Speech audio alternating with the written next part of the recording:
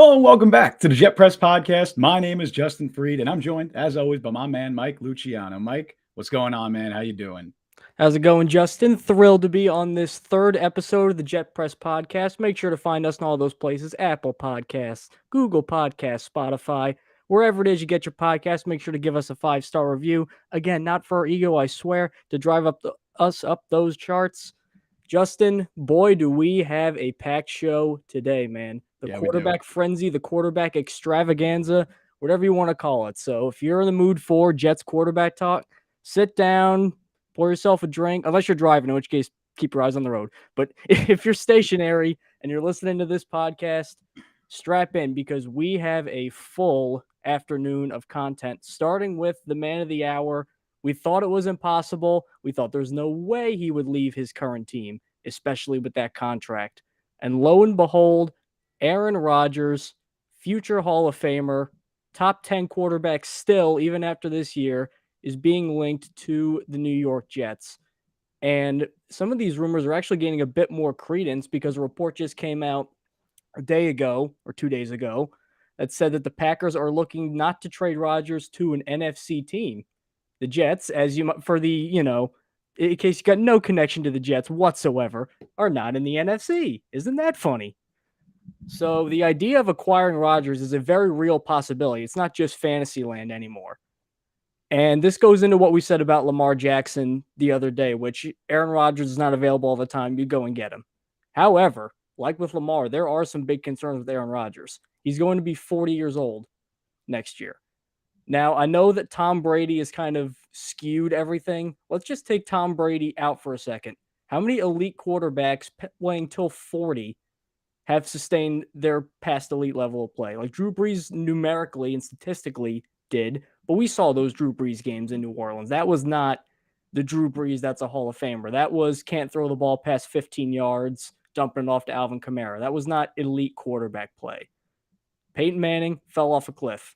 I won a Super Bowl, but I mean, we remember those years. Yeah, that was brutal football. That was 5 interceptions in a game. Brett Favre fell off a cliff. Phillip Rivers, okay, but not what he was in San Diego.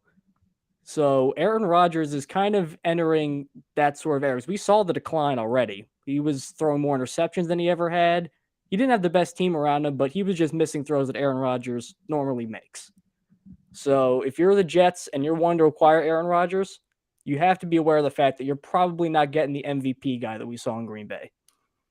Yeah, and I think that that's fair. I think as the days have gone on, it seemed more and more likely, like you were talking about at the beginning, that if you talked to us a few weeks ago, I don't think most people thought Aaron Rodgers would be traded, but there's just been a lot of smoke around it. I do want to talk about his contract situation for a second because that's a very confusing contract, a very confusing situation. I've tried to do my best research. I think I'm a pretty cap literate person. I was very confused trying to read what's going on to this, but I will give a shout out to, I believe his name is Ken Ingalls on Twitter. I was doing my research for this, and he's like the top Packers guru. I'd love to have him on the show in the future. Maybe we could reach out and he can explain some of this stuff. But basically, he broke it down, and Aaron Rodgers absolutely can be traded. Like, he absolutely can be traded. I know there's a lot of discussion about that June 1st deadline. If he's traded, it would absolutely be before June 1st. It would have to be before June 1st. The biggest reason for that is just draft capital. If the Packers are trading Rodgers, they're not going to want to defer that draft capital. So they will take on an insane amount of dead cap this year so that they don't defer that draft capital. Because I know there's a report that came out from Peter King that said that it might take multiple first-round picks to get Aaron Rodgers. I don't believe that. I don't think that's what it's going to take. I think that other reports have kind of refuted that to this point. A realistic package that I've seen floated around for Aaron Rodgers would be something along the lines of a 2023 day 2 pick and a 2024 conditional first rounder. That condition could be if he retires, or if he doesn't retire, then you have to give it up, or whatever it is. But something along those lines seems more realistic to me. And the Packers, they're not going to want to defer that trade capital or that draft capital to the next year. They're not going to want to make that a 2024 day 2 pick. They're going to want to make it a 2023 day 2 pick. They will take the huge dead cap hit this season because they're going to essentially punt on the year. It would be Jordan Love's first year as a starter. This is, of course, if Aaron Rodgers is traded. They're not going to be competing this season, and they know that. They kind of need to reset and rebuild if they trade Aaron Rodgers. So they're fine, or if they were to trade Aaron Rodgers, they would have to be fine with taking that huge dead cap hit. So I know the June 1st thing has been a thing for some people. I wouldn't worry about it. If he's traded, it will be before June 1st. Now, I want to go get to Pablo in chat right here, who mentions the idea of Rodgers playing alongside Brees Hall, Garrett Wilson, and Jackson Smith and Jigba. That is a pretty loaded offense if they do take Smith and Jigba with their first round pick, as Mel Kiper predicts they will. Now, the question that I would have is how long is that really going to be there? Because we've been doing this retirement dance for God knows how long with Aaron Rodgers. I mean, what is this, like the second or third time that we've heard about it? Yeah, and it would be an Firing every Aaron year thing. Rodgers, you can't just do it for a 1 year thing because as much as a quarterback would make the Jets an instant playoff team, I'm not sure that they're a Super Bowl contender right now. Now, Aaron Rodgers would get them close, but what, are you going to go all out for 1 year, Aaron Rodgers, and then if he retires, you got to go and draft another guy again? So this is a very risky proposition. If you could get some sort of assurance from Aaron Rodgers that he's going to get at least 2 years in, and you can build an offense around that with all these young pieces. I mean, imagine Garrett Wilson with Aaron Rodgers. He had 1,100 yards with Zach Wilson and Mike White and Chris Strevler, who is that's essentially a fullback playing quarterback, and he had Mike 1,100 Allstott. yards as a rookie. So what's he going to do with Aaron Rodgers, who was making guys like Allen Lazard, good receiver? I mean, he was putting up numbers that Allen Lazard should not be putting up. Yeah, it's totally like it's exciting to think about, right? And just exciting to have any kind of competent quarterback play in this situation. But I want to say that it's going to be a yearly thing with Rodgers. If the Jets were to trade for Aaron Rodgers, it would be a year-to-year thing, which is what the Packers are already been. They've already been dealing with that, and that's why they structured his contract this way. They knew that after when they extended him after that 2022 season, there was a chance he'd retire. There's a chance he'd want to move on to a different team. That's why the contract has been essentially structured in a way where they're going to have to take on dead cap, but they know this, and it's basically a year option, year by year option after that. So if the Jets were to trade for Rodgers, you're not getting that 2-year guarantee. There's no way if the Jets trade for Rodgers that they can get him to commit to playing in 2023 and 2024. So if you trade for him, you just got to hope he sticks around. Obviously, now if he retires, you're gonna have to find his replacement. It's a tricky situation, but I do think that I would still lean towards Derek Carr over Aaron Rodgers, but I do think that that Rodgers would be an exciting addition. And I know people want to play revisionist history with the whole Brett Favre situation. Brett Favre was a damn good quarterback before he got hurt with the Jets. They were one of the best teams in the NFL. I believe they were 8-3 before Favre got hurt. They were legitimate Super Bowl contenders before Favre got hurt. And on a team that wasn't exactly amazing around him. Yeah, and I know. And then the next year, then Mangini gets fired and Rex takes over, kind of takes Mangini's credit. That's the whole situation. But Rodgers, that's another tangent for another day. But I've seen people be like, oh, we don't want to get a Brett Favre 2.0. It's like, I'd love a Brett Favre 2.0 as long as Rodgers didn't blow out his shoulder. Like I'd love a Brett Favre 2.0. So it's more and more likely by the day. In fact, I literally just got an email from like a betting thing that was like Aaron Rodgers, the Jets are the most likely team to trade for Aaron Rodgers. So it seems like there's a lot of smoke around this situation. I don't know if it's going to happen, but it's a lot more likely now than it was a few weeks ago. And for the cap stuff, it's doable. Like you can manage it. Here's the optimist's case for Aaron Rodgers, because let's be honest, that last year was not Aaron Rodgers. I mean, he became famous for not throwing interceptions. He 11 last year. Yeah. It was most of it since like his first year starting, I think. Right, but let's just take a look at what happened. Now, look, we make fun of Nathaniel Hackett a lot. We made fun of him a ton on our last podcast, but there was clearly some rapport that he had there that helped him offensively. I'm not sure what it was, but it was something, and it didn't look 100% correct without him. His offensive line was marred by injuries. David Bakhtiari was in and out, never really quite himself. He never had great receivers. Allen Lazard's fine. Aaron Jones is a good running back. A.J. Dillon's a good running back, but look at that passing game. I mean, that's not what Aaron Rodgers is used to. That's not what other elite quarterbacks have necessarily gotten around the league at this time.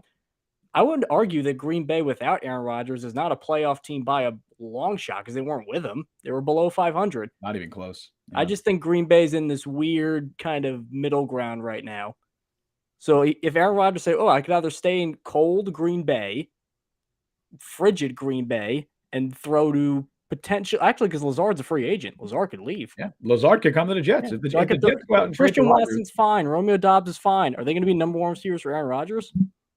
Not sure. Garrett Wilson, I would definitely take him over Allen Lazard and Christian Watson and Romeo Doubs. Elijah Moore, Brees Hall.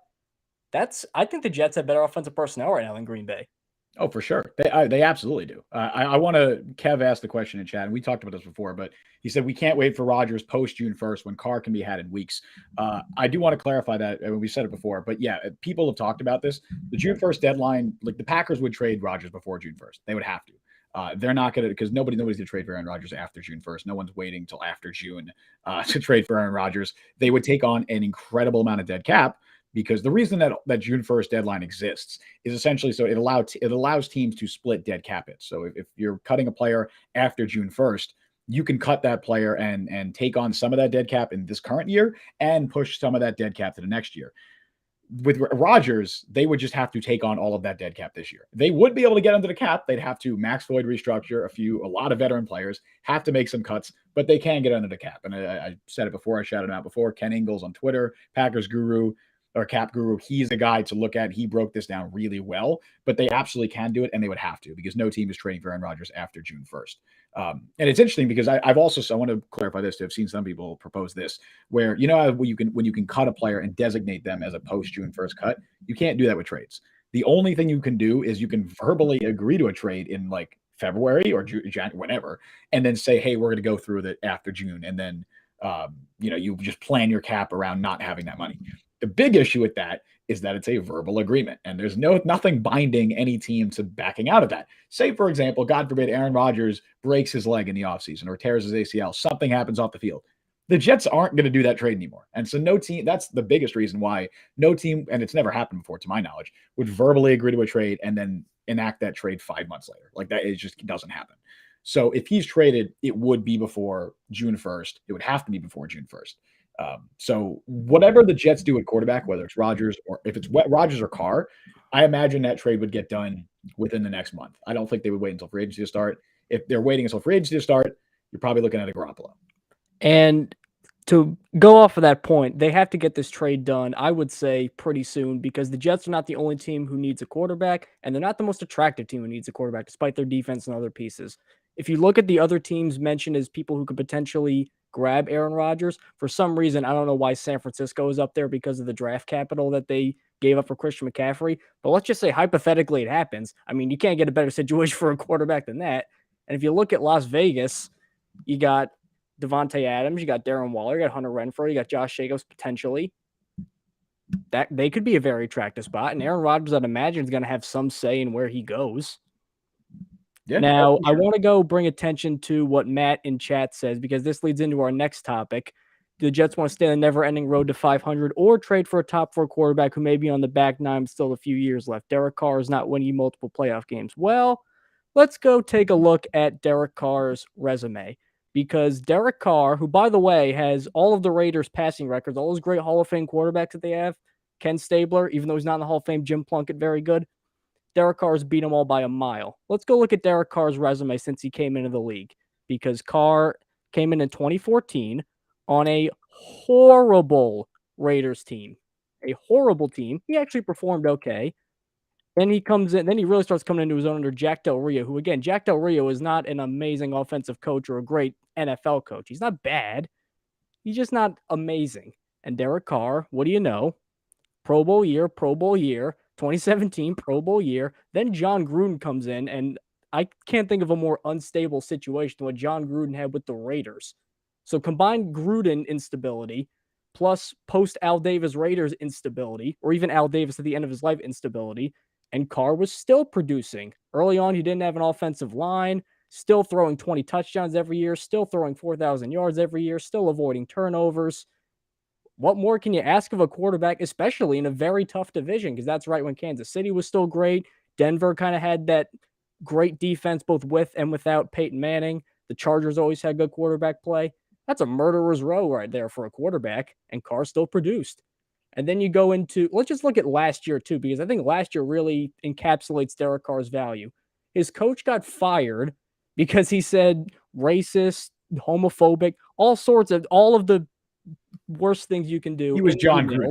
He got fired because he was John Gruden. Exactly. And then, let's just go through a couple weeks of the season. Rich Bisaccia's the coach. Are getting their feet under him. Oh, yeah, Henry Ruggs, your biggest deep threat, goes and ends up getting into an accident that kills 2 people. So he's gone. Then Let's just, all right, maybe the defense is getting better. That could be the way that we could support Derek Carr. Oh, no, wait. Damon Arnett, your other first round pick, one of many Mike Mayock failures, who was Carr's GM for a long time, ends up posting a video threatening to shoot somebody. So he's gone. Something bad. And still, he gets to the playoffs and comes, 10 yards away from scoring a touchdown that helps take down the Bengals, who ended up going to the Super Bowl. And then this year, he didn't do great this year with all these weapons, Devontae Adams and Josh Jacobs and all that. Fair point. He didn't have his best year. 14 interceptions. You got me there. His coach was also Josh McDaniels, who has won 11 of his last 39 games as a head coach and lost to Jeff Saturday. Yeah. Like, find me any quarterback that is going to take a team to a Super Bowl with those conditions. I'm with you. You know, I'm on the Derek Carr bandwagon as well. Look, I know people hear a lot of this as excuses because, and they are to an extent they are. None of the quarterbacks, like there's no Patrick Mahomes out there. None of the quarterbacks the Jets are going to acquire are top 5 quarterbacks. Aaron Rodgers is not a top 5 quarterback at this stage of his career. There are going to be red flags with every single quarterback the Jets grab or Jets try to acquire. One such red flag here, you know, it was from MTO 2089 says Carr stinks in cold weather. This is a bad fit.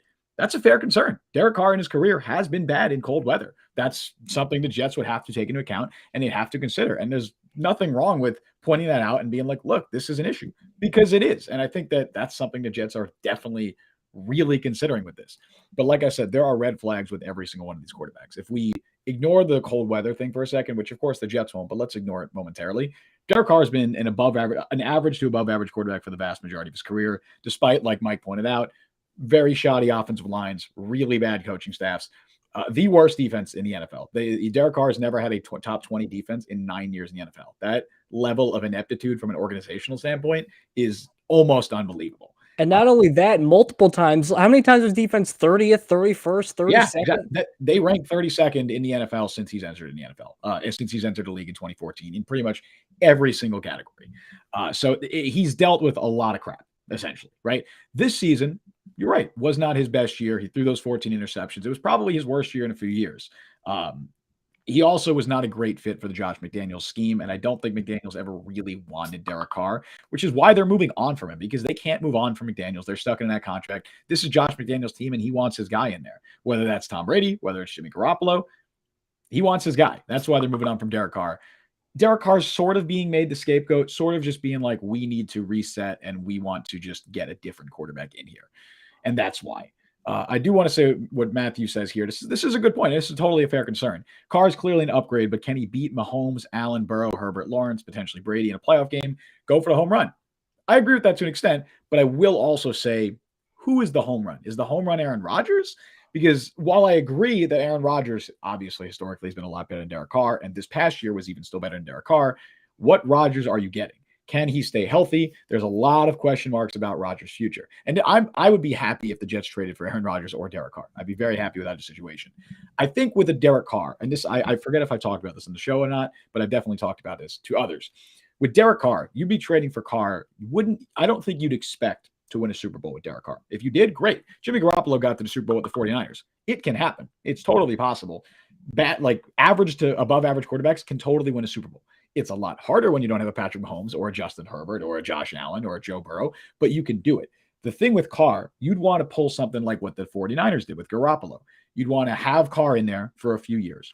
And then hopefully, once you stabilize the roster, stabilize the current regime with Derek Carr, because obviously Joe Douglas and Robert Saleh know that they need to get a quarterback in here now or they're fired, right? So that would hopefully solve that problem where you just stabilize the quarterback position, stabilize the roster, and then hopefully you can draft a quarterback to potentially develop behind Derek Carr when you already have a stable core in place. That would be a perfect long-term vision for the Jets if they were to get Derek Carr. Carr wouldn't necessarily be the end goal. He'd be a means to an end. But if you also win a Super Bowl in the meantime, great. You can compete with Derek Carr. This is a playoff roster with Derek Carr. And once you get to the playoffs, anything could happen. You know, the Bengals reached the playoffs, the Super Bowl last year. They were not the best team in the AFC.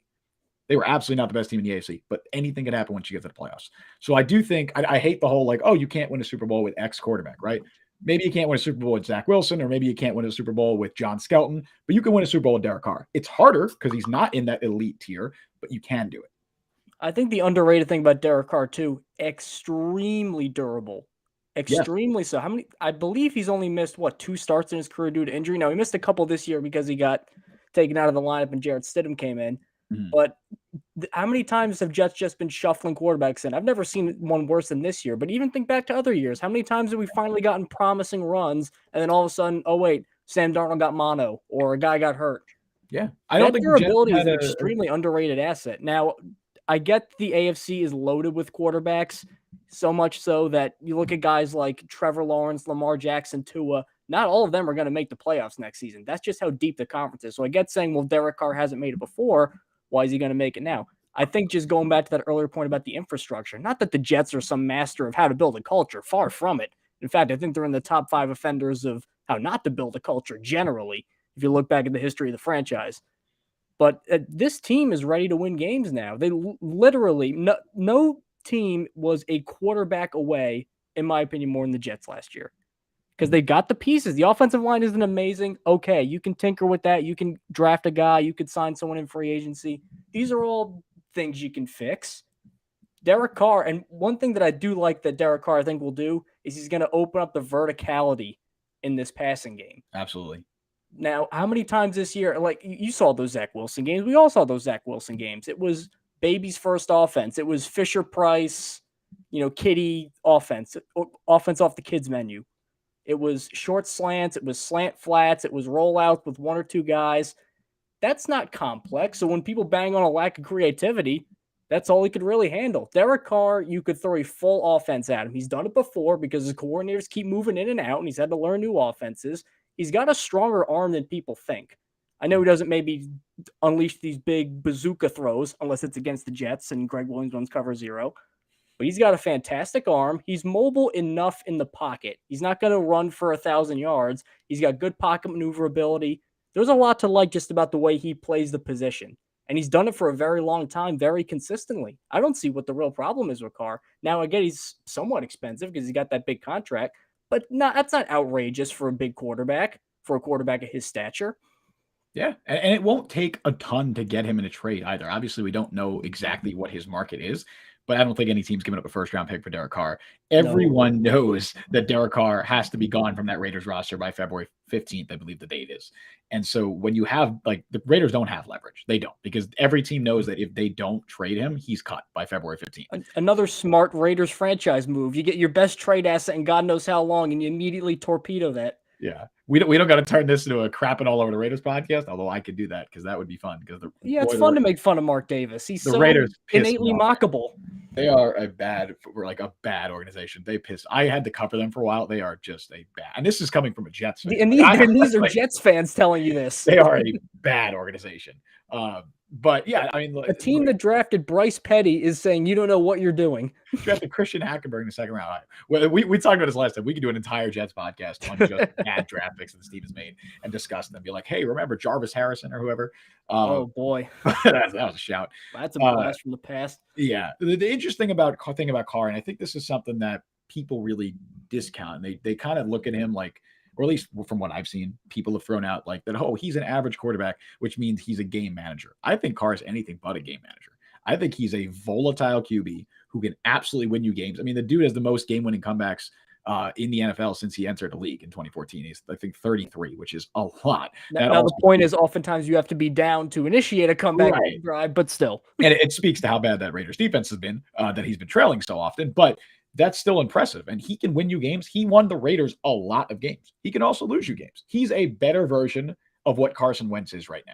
A better, more consistent version of what Carson Wentz. You get a lot more good games from Carr than you get from Wentz and fewer bad games. But you will have those bad games. They will happen.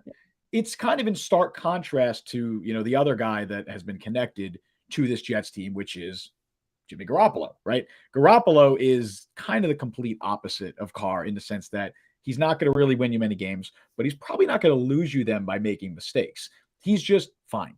He's a fine quarterback. Garoppolo probably made a lot more sense for the Jets if they had kept Mike LaFleur. Now that they're moving on from Mike LaFleur and they're going to, we don't know who they're going to bring in, but they're bringing in a new offensive coordinator. It seems a little less likely, and I feel like now Carr and Rodgers have emerged as the two big name additions the Jets can get. But Mike, what do you think about Jimmy Garoppolo? Are you still on the Garoppolo bandwagon? Do you think that he'd be a good fit for the Jets? What do you think? Well, I would say my opinion has changed dramatically in the last month. because I have never been a huge fan of Jimmy Garoppolo. I thought that was quarterback heaven in terms of the coaching he got, the scheme he's in, the players around him. I thought that was not idiot proof, but as close to idiot proof as you can get for an NFL quarterback system. And he just tried his best to not make mistakes and then rode some good defenses and some good skill position players to a Super Bowl and an NFC Championship game. So I thought, you know what, if he just comes in, runs a very simplistic offense, just keeps moving the ball, doesn't turn the ball over a lot, he's going to throw for his touchdown. I thought that could work, get this team to the playoffs. However, I've been watching some 49ers games lately, and they have a guy who got picked with the last pick of the draft in Brock Purdy running that offense. And not only does he look as good as Jimmy Garoppolo, I mean, there are instances where he might look better than Jimmy Garoppolo because Purdy's definitely more mobile. There's a bunch of plays in that Cowboys game specifically where he was rolling out, and I'm like, all right, Garoppolo would not have made that play. He just would not have. And now let's look at the other criticisms I can levy against Jimmy Garoppolo. He's going to be 32 this year. So is Derek Carr, but Jimmy Garoppolo is going to be 32 this year, and he's been injured pretty much his entire career. Let's just go year by year with San Francisco again, just to kind of compare it with Carr because they've overlapped for a very long time. So I would say probably 2017. That was his first year where he got there. Give him credit. 5-0 as a starter. 7 touchdowns in 5 games. Not amazing. Then next year, 3 games. Gets hurt pretty much immediately. Then he has the crazy Super Bowl year, which, as we've already explained, sometimes you just get hot and sometimes you just can't lose. And sometimes you get to a Super Bowl and you're 1 quarter away from beating Patrick Mahomes, which he was. Then next year, 6 games. 5 picks in 6 games. Not exactly blowing the doors off right there. Last year, honestly, not amazing for his standards. I mean, 20 touchdowns and 12 interceptions is not mind-bending production, especially when you got Kyle Shanahan on the sideline. And then this year, 16 touchdowns, 4 picks. That should be amazing, especially in a contract year. And then he hurts his foot, which is not a thing that is going to get better with time. That's something when you're getting older, that's a concerning injury. So when I look at Garoppolo, he'll be fine. He'll definitely be better than what the Jets had. He'll definitely get them into the playoffs, I think. I just think the ceiling is so much lower than it would be with Carr or Rodgers. Yeah, I agree. And I think you hit on it. The biggest issue with Garoppolo is just durability. Like the Jets haven't had a QB start every game of the season since 2015 when Ryan Fitzpatrick did it. That's 7 years ago. That's unbelievable, honestly, if you think about it. That's honestly one of the most amazing Jets stats I can remember. It's amazing. And all of it, pretty much every single one of those, in fact, I think all of those have been because of injury. It's not been because of performance. Guys have just gotten hurt. I mean, they've had 4 different quarterbacks play at least parts of games in the last 2 seasons. That's crazy. So if you're trading for Garoppolo, especially if you're bringing back someone like Mike White, who has had durability issues in the past, you're asking for another. If Zach Wilson's on the roster, you're asking for him to play or again next year because you're already going to have Garoppolo, who's played 16 games in 1 year in his career. Yeah, one season he's had exactly once. He played 15 in 2021. Right, and which let's throw a party. He played 15 games. Woohoo! I know, and so he's had durability issues his entire career. That's a major concern to me. That's a major concern, especially behind an offensive line that is still working. You know, they're still trying to figure it out. They're still trying to figure out what the plan is there, and they clearly need to add at least a couple pieces. So that's a major concern. On top of that, I don't think you can get the high-end level of quarterback play that you can get out of Derek Carr. You know, you're not going to get that out of Carr every single day. You're not going to get that out of him every week, but you can get that. Carr can play at a higher level than Garoppolo can, and obviously Aaron Rodgers can as well. So I agree. I think Garoppolo has kind of become my third option, whereas when they had LaFleur and before we kind of saw Brock Purdy step into the same system and honestly perform it maybe even better, I think Garoppolo runs the offense a little bit better. He's a little more accurate, but Purdy's mobility is a huge plus. I think Garoppolo has become my third option. Carr is probably number 1 for me, just because I think there's more long-term security with him, whereas Rodgers is, number 2. And I think they're pretty much 1A and 1B for me at this stage. Obviously, this is, of course, excluding a Lamar Jackson thing, which we talked a lot about Lamar Jackson last week. Check that out. But I'm concerned about the durability with Garoppolo. And I don't think, I think with the point Matt made earlier, where he was talking about that Carr's an upgrade, but he's not that Mahomes level quarterback. He's not Allen, Burrow, Herbert, whatever. I think that's more of an issue with Garoppolo to me, because I think Carr at his best can absolutely play as well as any quarterback in the league. He has shown it before. He can play really, really well, and he can have those great games.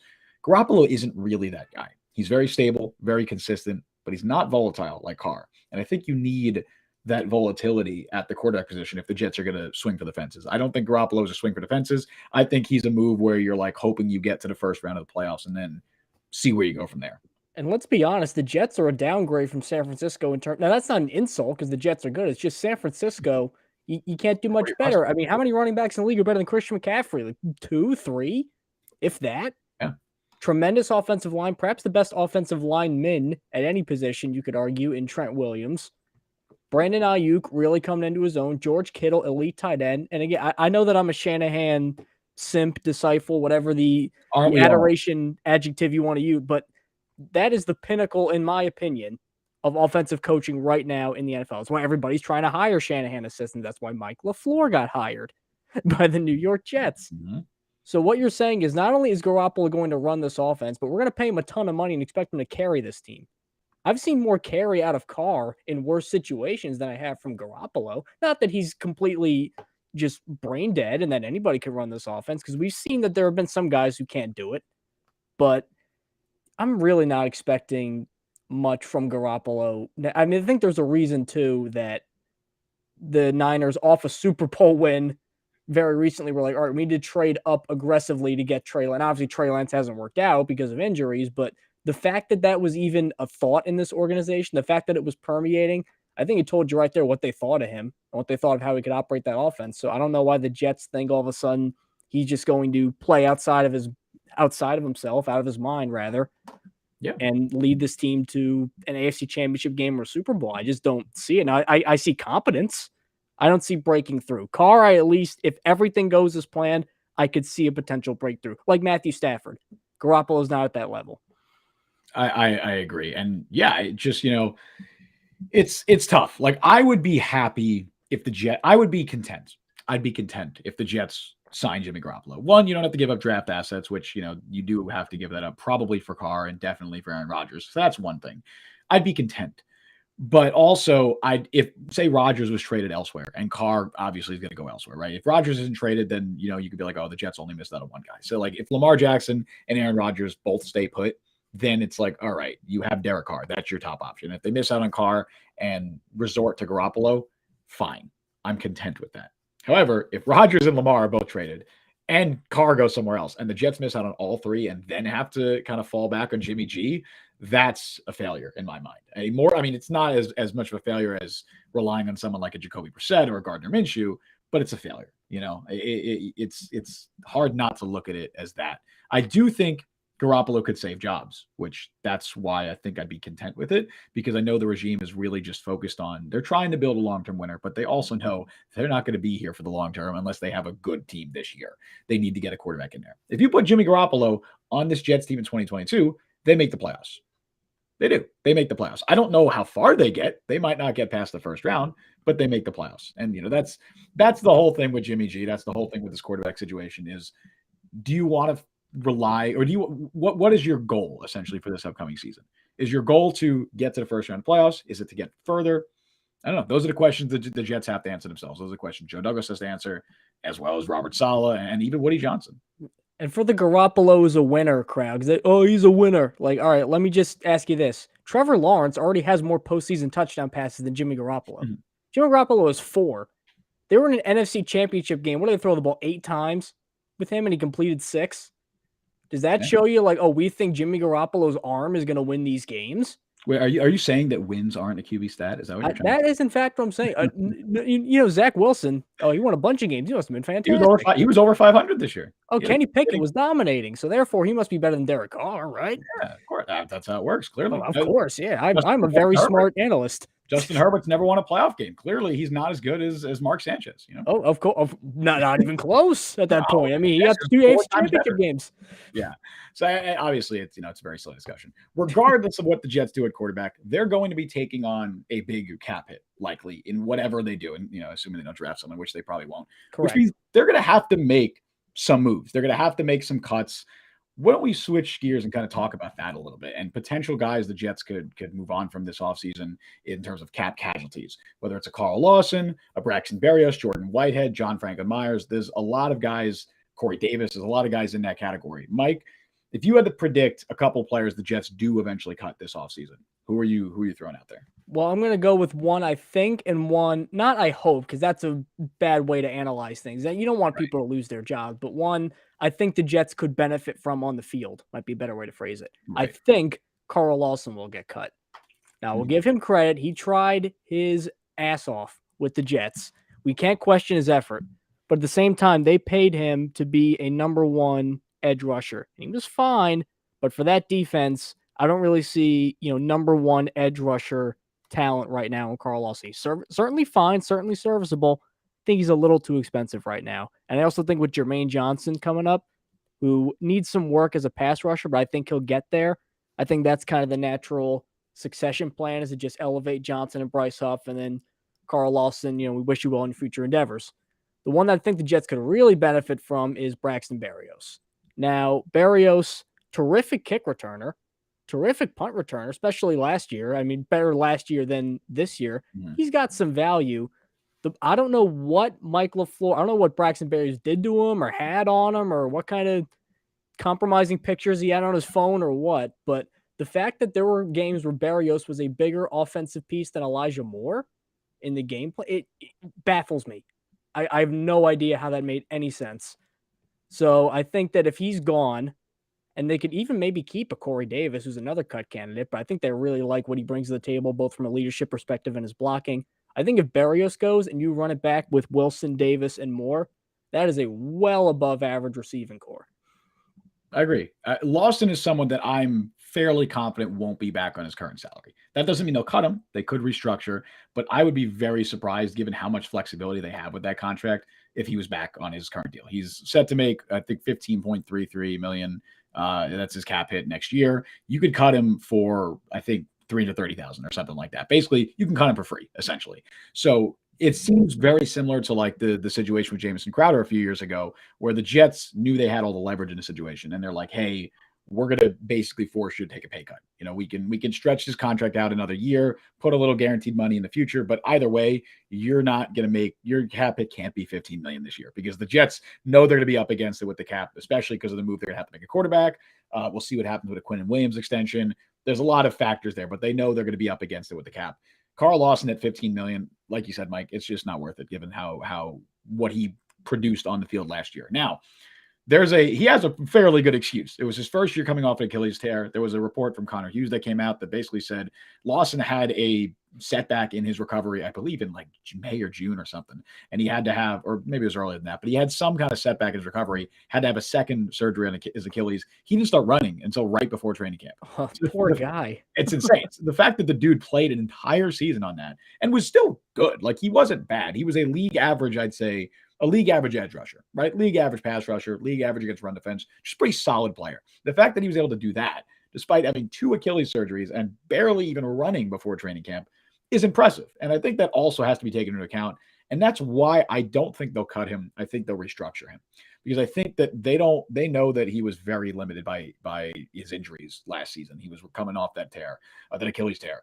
Another year to kind of just get back to himself and the player he was when they signed him, because he was a damn good player. I don't want to hear the revisionist history about the whole Trey Hendrickson, Carl Lawson stuff, because every Jets fan or a lot of Jets fans at that time, were on the Carl Lawson bandwagon, as was I, because Carl Lawson was a better player than Trey Hendrickson. Of course, you can't predict that he would have gotten hurt like that. Of course, I mean, with Lawson, he had the injury history, but even still, Hendrickson was not nearly the same player he was in New Orleans as he is in Cincinnati. He had the sack numbers, but he was not nearly as productive as an edge rusher. Any Saints fan who watched him will tell you that he became a completely different player in Cincinnati, and that's a great job by the Bengals for being able to identify that. But as far as the Jets go, if they had signed Hendrickson over Lawson, I would have been pissed, right? I would have been pissed.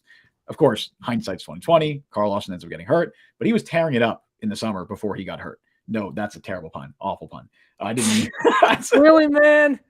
Give this guy a break. Terrible unintentional pun. But he was 50 choices and you picked the one that didn't work. He was. No, he was. We're really sorry, well. Carl. We're sorry, Carl. He was doing great. It sucks. It sucks that he then ended up getting hurt. But I think the Jets are going to see that and be like, they are hoping that he can get back to the guy that he was before his injury in 2023. And I think and they also know he's a really good locker room dude. He's very well liked in that locker room. They're going to do everything they can to bring him back. So I do think he's back. As for Berrios, I think it's a lot more likely he's cut, and I think you absolutely should cut him. That would be a move that would benefit the Jets for sure. I believe he's set to make around 8.5 million or something. Like that's a very, very high cap hit for a player who is a wide receiver 5, probably 4 at best.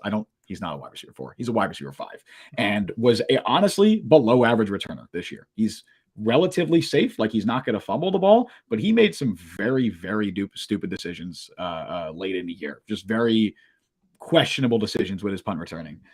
And honestly, it was a net negative for the Jets for a lot of the year. Of course, you had the drop in Minnesota. There were a lot of instances of Braxton Berrios just not being the same player he was the year before. So I believe the Jets can save $5 million by cutting him. You can replace that for $5 million. You can get somebody on this roster that can fill that wide receiver 5 and average kick returner role for less than $5 million. And I think the Jets will do that. Other guys, like you mentioned, Corey Davis is another one that's interesting because very similar to Carl Lawson, you could essentially cut him for free. I believe he has an $11 million cap hit next year, under $1 million in dead cap. That's somebody, if they want to keep around, again, same as Jameson Crowder, same as Carl Lawson, they can restructure. They can just basically force him to take a pay cut because it's either he's going to get cut or, I don't think they bring him back on that $11 million cap hit. I don't. I think that they're going to try to keep him around.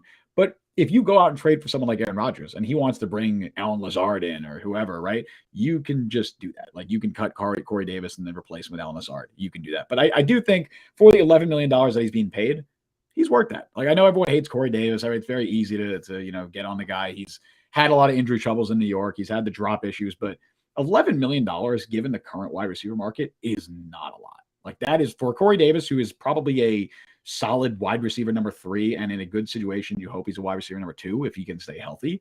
That's a good number for him. That is. So I do think they're going to try and keep him. Whether I don't know if it'll be at that cap hit, but I think they'll try and keep him around. Especially because Davis, I'm not saying that wide receiver blocking is the metric you should use to pay guys, but that's definitely a big part of this offense. Even if Absolutely. they change it slightly, Robert Saleh is going to put a huge emphasis on that because it's going to help Breece Hall get in space on those outside runs. And also, he's kind of their, I know it's not really saying much, but he's their go up and get it X receiver guy right now. Garrett Wilson could be that. But I feel like if they need to do like a 50-50 ball, I feel like they throw to him at this point. That's hard to replace. Not impossible, but it's difficult. Mm-hmm. So I think they might just say, you know what? We know him. He knows our coaches. Good player, tries hard, well-respected. I think Corey Davis will stay along. Jordan Whitehead I'm interested on because I'm a little split on this because I don't know what Todd Bowles was doing with him in Tampa, but that dude was flying around and smacking people with the Bucks. And then he comes to the Jets and it's like he weighs like 130 pounds and he's just like falling off guys. Like that was really surprising. Him and Lake and Tomlinson both weren't as good as they were with Tampa or San Francisco, respectively. Whitehead's was more shocking to me because it looked like he just was a completely different player. I'm willing to give him another shot to bounce back, though, because I really liked what I saw in Tampa. I feel like he made some plays. He wasn't just a complete negative. Marcus Jordan, for the most part, was a complete negative. Jordan Whitehead had some moments. I feel like sometimes just, new team, new scheme. I think with year 2, he might be one of those guys who just settles in and buckles down, personally. I don't really see as much of a benefit to cutting him. Yeah, you could hope, obviously. I think for what they're paying him, I think they'd take on roughly a $7.5-8 million cap hit, they would save $7.5-8 million if they cut him. I think for what they'd save by cutting him, you're probably not going to find a significant upgrade. So I do think they bring him back. Either way, the Jets need to upgrade safety in some way. So if they do bring Jordan Whitehead back, you better have a damn good plan for free safety, whether that's Jordan Poyer or whoever. You need to get somebody in there who's going to just be an upgrade because you can't run it back. I mean, they're not going to run it back with Joyner. Like Joyner's gone, obviously, but you can't run it back with a player of Joyner's caliber and Jordan Whitehead again. Like you can't do that. Whitehead, I believe it was 5th or 6th in missed tackles this season at the safety position. It was an issue. It was a big issue. I honestly don't. I think his issues in coverage were a little overrated. Like he was fine. He wasn't bad. We knew that coming into the year that he was a fine player in coverage. But I think that his big issue was in run defense. And if you can get a safety in there like Jordan Poyer or whoever, it doesn't have to be a star player like Jordan Poyer, but somebody else who can clean up that act and basically serve as a better complement to Jordan Whitehead, you can afford to keep him. And I do think the Jets will keep him, although having that flexibility is good. We could talk about a few other players too. John Franklin Myers is another interesting one because he has $12.3 million cap hit next year. 1.2 in dead cap. So you could save a lot of money by cutting him.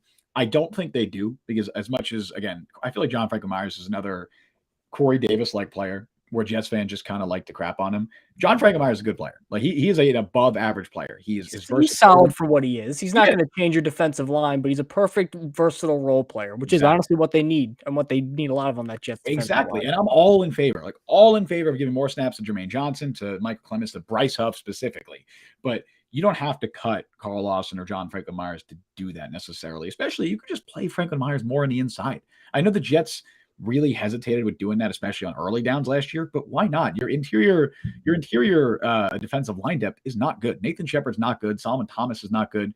They're both probably gone this year. Maybe they bring back Solomon Thomas. I don't think they bring back both of them. You could play Franklin Myers more on the inside. And just have Bryce Huff and Jermaine Johnson take on more of those edge rush roles. I think for what you're paying him, again, you're paying him $12 million. That's a fair price for him. Maybe you look to cut him after this season because I think his cap hit goes up and you can probably cut him after that. But I do think he'd be back this year. I want to go and bring up Kevin Chat's point about how you can't restructure and keep everybody. There's a lot of turnover. That's fair, but also they're really not paying. They're going to pay Quentin Williams eventually. They're really not paying a lot of their stars anything right now. So this is the time where you want to go and they're going to pay a quarterback eventually. This is the time when you want to go and retain all those role players. When you get a quarterback, you got to pay $50 million to, like a Burrow, Herbert guy. Then you got to make some cuts elsewhere. That's one of the, I think, the benefits about coming to the Jets right now, especially if you're a quarterback, because I know you're going to command a lot of money, but they have enough financial flexibility where they can keep some guys. So you're not going to have to carry everybody. Yeah, and those restructures will save a decent amount of money. Like if you're cutting Carl Lawson's cap hit down from 15 to like 7, that's already 7 million saved right there. 7-8 million saved. You can cut Berrios, and that saves you 5 million. You trim Corey Davis's cap hit, you can save 5-6 million there. You're going to save a lot of money doing that. Now maybe they will have to cut one of these players. Maybe you're right. Maybe they will have to cut like a Corey Davis, or maybe they'll cut someone like John Franklin Myers. I think unless you have a clear plan to upgrade at that position, it doesn't make sense to cut it. And you can work around the cap. If they trade for Aaron Rodgers, his cap hit this year is like 15 or 16 million. Like it really affects you more in the future than it does now. So you wouldn't really want to, you wouldn't need to cut those players necessarily. I do think Berrios makes a lot of sense. And you could also cut guys like Ashton Davis. You'd save $3 million by cutting Ashton Davis. Why not do that? Because that would make my draft take look worse if they cut Ashton Davis. You were an Ashton Davis fan? Oh boy, I was in on Ashton Davis so hard. Yeah, he's Tariq Woolen got my mojo back, but man, I was all in on Ashton Davis. So you like the athletes? I can see that's fair. I'm like, oh, especially Tariq Woolen. He's 6'4", 210, and he's that fast. I'm like, there's something there. I'm like, there's something with Ashton Davis. I don't know why it didn't work. Yeah, it was shocking that Tariq Woolen fell to the 5th round, but that's another story. We could do plenty of draft talk, but that was stunning. But yeah, they can create that space. Like you can even cut like guys like Justin Hardy. I don't think they would do that, but you can cut him. You can cut Braden Mann. You can save money there. I don't want to do it, but you can cut Bryce Hall and save a few million. They have moves they can make where they don't have to get rid of guys. Also, Dwayne Brown's another one where if he retires, you save a good like 5, 6, 7 million. You could still cut him and save 5 million. So you don't necessarily need to cut guys, and it's not like you don't need to cut your top players. You don't have to keep everybody, but you can create moves. You can create space by making those other moves. Now I want to touch on one last topic before we go and end our 3rd episode ever. Thank you guys so much for joining in, using the chat. We love you guys. If you're listening later on the podcast, thanks for downloading. I want to go and bring up the offensive coordinator vacancy one more time because I don't want to just bombard people with offensive coordinator names, but 2 names stood out that they recently interviewed. I'll start with the bad one first. They really run the spectrum here. So let's start with the really bad one, Chad O'Shea. Chad O'Shea, if you don't know, is currently the pass game coordinator and wide receiver coach for the Cleveland Browns, who, as we know, do not have the best passing offense in the league. That's Chad O'Shea's doing. Now, he hasn't had amazing quarterbacks, Baker Mayfield, Jacoby Brissett, and nasty man who shall not be named, but not amazing. He was the offensive coordinator in 2019 for the Miami Dolphins after 9 years of being the wide receiver coach for the New England Patriots, and mysteriously never went to another team when a bunch of Belichick assistants got hired. Wonder if there's a reason for that. Well, it's because his offense had Ryan Fitzpatrick leading the team with under 300 yards rushing. How in the NFL you don't get a 300-yard rusher is beyond me, and how you potentially get a second coordinator job? That's even more shocking, especially after this report. I got to go and give credit to dolphinnation.com, which is not a website I frequent, but it has a good analysis of this story. In that one Dolphins player, in referring to Chad O'Shea's offense, called it a bleep show, saying O'Shea tried to teach an offense that was too complex to a young team and that his teaching and instruction during film study was a, quote, disaster. So, I mean, that's a ringing endorsement of an offensive coordinator for a young team, if I've ever heard it. So, yeah, if they hire Chad O'Shea, that might be Nathaniel Hackett levels of I don't know what the hell they're doing. Clint Kubiak, on the other hand, who, if you remember that last name, that is because he's the son of Gary Kubiak, who's the senior offensive assistant all these Jets fans wanted. Clint Kubiak spent 2021 as the offensive coordinator for the Minnesota Vikings. Now, I know some Vikings fans were not thrilled with him. I would say all right. He was mid, as the kids would say. He's mid, which for a first-time coordinator, mid is not bad because we've seen bad first-time offensive coordinators. So that's fine. Then he goes to Denver, pass game coordinator, which you'd think would raise eyebrows because that passing game was horrendous with Russell Wilson. But then later in the year, he started getting a bigger role in the offense, and there was a slight uptick in the production. So really running the gamut here because you could either get a guy who's a promising young assistant who comes from one of the most respected coaching trees and has a year of success calling plays as a coordinator, or you could hire a guy who was terrible and everybody hates. Which one do you choose, Jets? It's been an overly underwhelming, which is honestly what they will be kind of expected, but it's been an overly underwhelming degree of just like or list of candidates that the Jets have looked at, which again we kind of expected after they fired Mike LaFleur. We've talked about this a lot on the show already in just 2 episodes. But we've talked a lot about how that Jets job is not the most appealing. And that's kind of why part of the reason, at least I think both of us were on the side of not firing Mike LaFleur, but they did. And now they have to find his replacement. I agree with you. Chad O'Shea would be a really bad hire. I saw that they interviewed him and I quickly looked him up and I was like, oh yeah, I was like, I know this name. I'm like, why do I know this name? And I'm like, oh, this is the guy who, Myles Gaskin was, and not even the leading rusher. Ryan Fitzpatrick was the leading rusher that year in Miami. It was just, you want to know who their second leading rusher was? Salvon Ahmed. Was he still there? Mark Walton. Oh, Mark Walton. That's right. And then he got arrested. And then he got arrested. Yes. He got arrested. Yeah. Really run the tight ship over there. Yeah. What a great group. But yeah, no, one of my best friends is a Dolphins fan too, and he was not happy with that offense. As you might imagine. Maybe it'll work this time. Yeah, I don't think so. But I am intrigued by Clint Kubiak. I think I said that on Twitter that like the offense notably improved because he did take over play calling duties at a point as well later in the year in Denver. And the offense did improve. So I'm a little encouraged by that. He's young. Obviously, he comes from the Kubiak coaching tree, which Robert Saleh is very familiar with. He was on Gary Kubiak's first staff in the NFL as a head coach. So, there's some familiarity there. I wouldn't be excited about it. There's not a ton of hires I'd be super excited about. Obviously, if they can get someone like Frank Reich, who the Jets are reportedly interested in, which obviously they are, that's not a surprise, but like good luck convincing him. The latest report we had heard was that, Frank Reich has a couple of head coach interviews coming up, and the Jets are kind of awaiting to see what happens with those interviews. And if he doesn't get any of them, they'll probably try. I don't think they're to get him, but they'll probably try to reach out. Another guy that I would love, but I think is probably less likely as well now is Joe Brady. I think we might have talked about him on the last show. We definitely talked about him on the last show, but the Jets they requested an interview with him. He's currently the Buffalo Bills quarterbacks coach. I'd be very happy with him. Unfortunately, the Los Angeles Chargers also requested to interview Joe Brady. And if the Chargers are interested, I imagine Joe Brady will not be super interested in the Jets job, if he even wants to leave Buffalo, which that's a question in its own right. So it's a very underwhelming group. We're not going to get into all of it now, but yeah, I'm definitely not in the boat of Chad O'Shea. I don't think anybody should be on the Chad O'Shea bandwagon. Clint Kubiak, I'd be fine with. Like, I could talk myself into Clint Kubiak, but it's an underwhelming search. It really is. And with that, we are going to officially put a bow on our 3rd episode. Thank you guys so much for tuning in. I am Mike Luciano. That is Justin Fried. Yes, sir. Take us home, Justin. Yeah, all right. I appreciate you guys checking us out again. It's the 3rd episode. We're going well. It's been really fun. You can follow Mike on Twitter at Mike Luciano. You can follow me on Twitter at Justin T. Fried. Follow Jet Press on Twitter at the Jet Press. You can download Jet Press Podcast wherever you get your podcast, Spotify, Apple Podcast, all that stuff. Also check us out on YouTube. Subscribe, like, notification bell, all that stuff. You guys know what to do. Thanks for listening to the Jet Press Podcast. I've been Justin Fried. That's been Mike Luciano. We'll see you guys next time. See you guys next week.